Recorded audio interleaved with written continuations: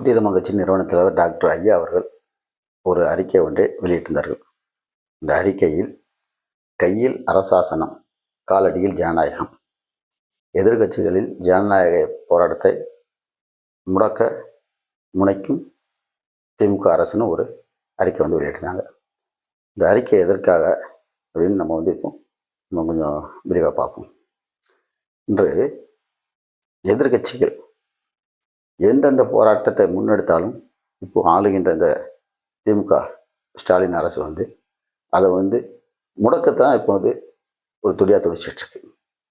ஜனநாயகத்தை நாங்கள் மதிக்கிறோம் அப்படி அப்படின்னு பேசக்கூடிய இந்த திமுக அரசு ஜனநாயகத்தை மதிப்பதில்லை. ஜனநாயக போராட்டங்களை ஒடுக்குவது தான் இந்த திமுகவின் வேலையாக இருக்கிறது. பாருங்கள், கடந்த நவம்பர் 7ஆம் தேதி மாஞ்சோலை தோட்ட தொழிலாளர்களுக்கு நிரந்தர வாழ்வாதாரத்தை ஏற்படுத்தி தர வலியுறுத்தியும், தேவேந்திர மற்றும் பறையர் சமுதாய மக்கள் பாதிக்கப்படும் 3% அருந்தியர் உள் இடஒதுக்கீடை ரத்து செய்ய வலியுறுத்தியும் ஒரு பேரணி சென்னையில் டாக்டர் ஐயா நவம்பர் 7ஆம் தேதி நடத்துறதுக்கு அனுமதிலாம் கேட்டாங்க, அனுமதி கொடுத்தாங்க. ஆனால் 6ஆம் தேதி இரவு புதிய தமிழ் கட்சியின் அலுவலகத்தில் போய் அந்த பேரணிக்கு அனுமதியை ரத்து பண்ணுது. காரணம் என்னன்னா, எதிர்பார்த்தா நாங்கள் 2000 பேர் எதிர்பார்த்தோம், ஆனால் அதிகமான மக்கள் இது வந்துட்டுருக்காங்க, அதனால் இந்த பேரணிக்கு நாங்கள் அனுமதி மறுக்கணும்னு அன்றைக்கி அனுமதி மறுத்தாங்க. அந்த அனுமதி மறுத்தாலும் போராட்டத்தை நடத்தணுங்கிற ஒரு நோக்கத்தில் டாக்டர் ஐயா என்ன பண்ணாங்க, அந்த போராட்டத்தை தடையை மீறி பண்ணோம். இந்த தடையை மீறி பண்ண போகும்போது பேச்சுவார்த்தை நடத்தி டாக்டர் ஐயா அவர்கள் கைது செய்யப்படுகிறார். அதற்கு முன்பு புதிய தமிழ் கட்சி தொண்டர்கள் மற்றும் பறைய சமுதாய தலைவர்கள் வராங்க, அவங்களும் அந்த தொண்டர்களை கைது செய்தாங்க. இதை கண்டித்து டாக்டர் ஐயா ரோட்டில் உட்காந்து மறியல் பண்ணுறாங்க. டாக்டர் ஐயா கைது பண்ணப்படுறாரு. இளைஞர் ஷியாம் கிருஷ்ணசாமி கைது பண்ணப்படுறாரு. அவர் வர்ற வாகனத்தை அண்ணா சாலை அருகே புதிய தமிழ் கட்சியின் பொறுப்பாளர்கள் மறித்து அண்ணா சாலையில் ஒரு பிரதான சாலையில் ஒரு மறியல். அன்றைக்கி ஒரு ஜனநாயக ரீதியாக அந்த போராட்டத்துக்கு அனுமதி கொடுத்துருந்தா அந்த பேரணியோடு நின்றுருக்கும். ஆனால் அன்றைக்கி என்ன நடந்தது? ஒரு மறியல். எங்கள் ராஜராஜ ஸ்டேடியம் முன்பு ஒரு மறியல், அண்ணா சாலை பிரதான சாலையில் ஒரு மறியல்.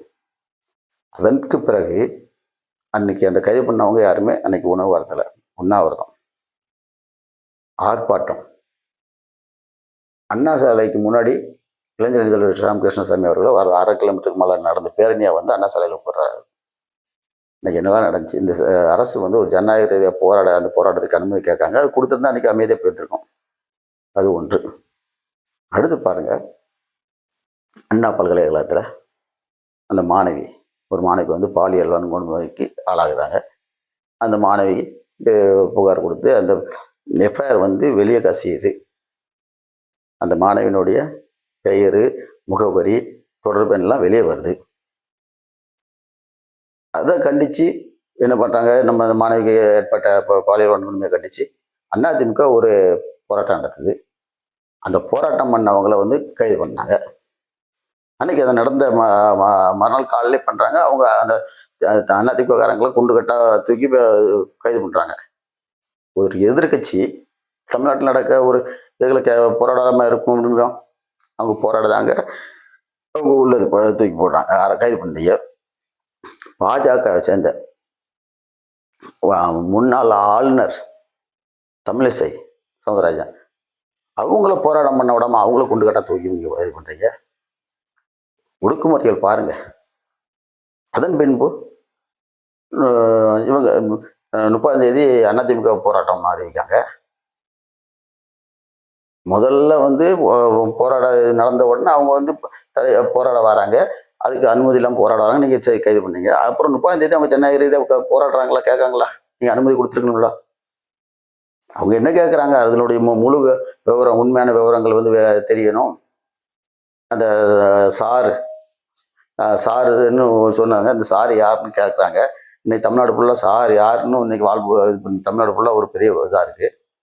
அவங்க ஒரு போராட்டம் தான், ஒரு எதிர்கட்சி ஒரு போராட்டத்துக்கு அனுமதியை கொடுத்துருக்கணும்ல. அந்த அனுமதியை கொடுக்கல, அவங்கள கைது பண்ணுறீங்க. தமிழ் வெற்றி கழகம் தலைவர் விஜய் அவர்கள் வந்து ஒரு அறிக்கை வெளியிடுறாரு. அந்த அறிக்கையை வந்து அவங்க கட்சி பொதுச் செயலாளர் புருஸ்ரீ ஆனந்த் வந்து விநியோகிக்காரு. இதுல என்ன தவறு இருக்கு? அவரை கைது பண்றீங்க. அதை கண்டிச்சு தமிழ்நாடு ஃபுல்லா தமிழக வெற்றி கழகத்தினர் அவங்க மறியல். ஒரு நீங்க வந்து எதிர்க்கட்சியா இருக்கும்போது நீங்க போராடாம இருந்தீங்களா? நேற்று சீமான், நாம் தமிழர் கட்சியின் தலைவர் சீமான், இந்த அண்ணா பல்கலைக்கழக அந்த மாணவி விவகாரத்துக்காக இன்னைக்கு நேற்று வராரு ஆர்ப்பாட்டத்துக்கு. எவ்வளவு வேகமா வராரோ அதே வேகத்துல அவரை கைது பண்ணி கொண்டு போறீங்க. குண்டு கட்ட தூக்கி கொண்டு போறீங்க. இது வந்து ஒரு ஜனநாயக நாட்டில் போராடுறதுக்கு எல்லாத்துக்கும் உரிமை உண்டு.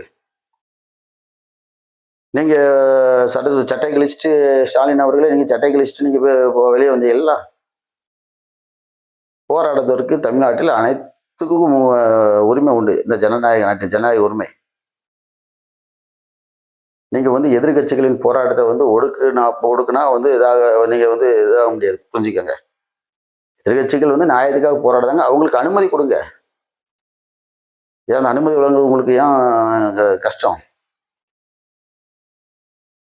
தமிழ்நாட்டில் நடப்பது ஸ்டாலின் ஆச்சா இல்லாட்டி ஹிட்லர் ஆச்சா? ஹிட்லர் இப்படிதான் பண்ணிட்டு இருந்தாரு. கடைசியில் காணாமே போயிட்டாரு. தமிழ்நாட்டில் ஒரு ஜனநாயக ஆட்சியை நடத்துங்க. அது ஸ்டாலின் ஆட்சியை நடத்துங்க. ஹிட்லர் ஆட்சியை நடத்தாதுங்க.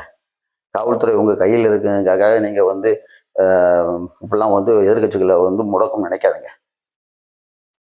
இதற்கெல்லாம் 2026 கண்டிப்பாக உங்களுக்கு ஒரு பாடத்தை புகற்றும். நன்றி.